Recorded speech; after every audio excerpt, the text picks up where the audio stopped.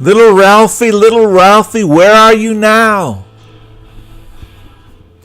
With your corporate-sized ego, somehow you seized the moment of your glory.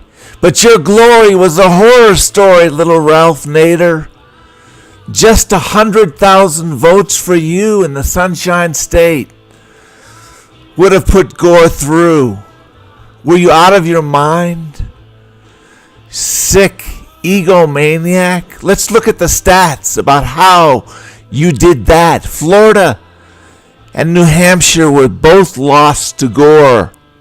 They were lost because of the Green Party and every vote for Gore. Every vote for you was not a vote for Gore. Voting was the horror of the Iraq War. 10,000 American and British casualties. Did you spend a little time, little Ralphie, wiping the ass clean of brain-damaged soldiers, changing their diapers when their shit gets colder? Every morning when you wake up, do you carry their weight on your shoulders? If Gore had won the presidency in 2000, he does not invade Iraq. Iraq has behaved like fucking choir boys up to that point since Desert Storm. Iraq had invaded Kuwait. They were spanked, they were rebuked, and that was the end of that 3-day war.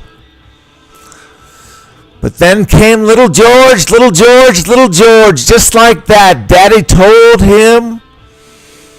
told him, George Sr., the fucking little wiener, he somehow expected him to make all right of the mistakes.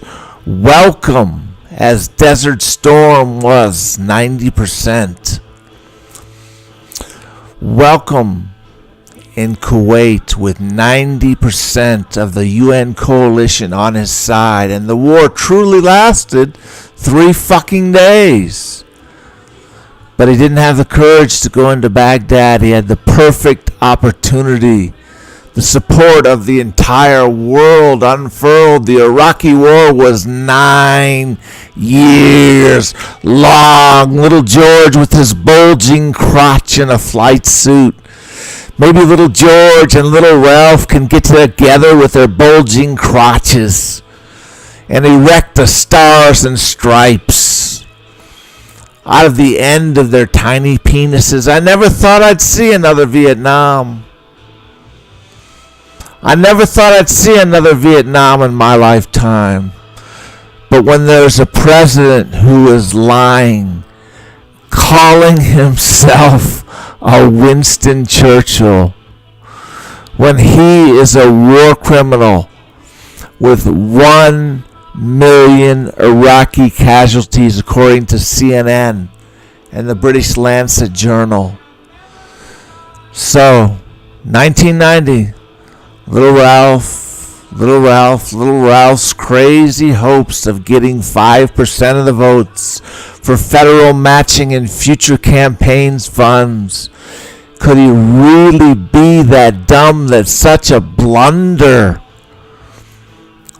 Could he really be so dumb that such a blunder would put the biggest pro-oil, pro-corporation, pro-war president? Rolling Stone called him the worst president ever. Pro-war and power. That final hour in Florida, I hurt every day for the widows and the orphans. 1 million Iraqi casualties. That's 300 World Trade Center bombings. And the Iraqis had nothing to do with the bombings. We might as well have invaded Canada. Shock and awe, little Ralphie, you expected 5% of the vote. But an election so close, in an election so close, you absolutely guaranteed a war president. Did you have an erection, little Ralphie, when you were on crystal, if you were on crystal meth?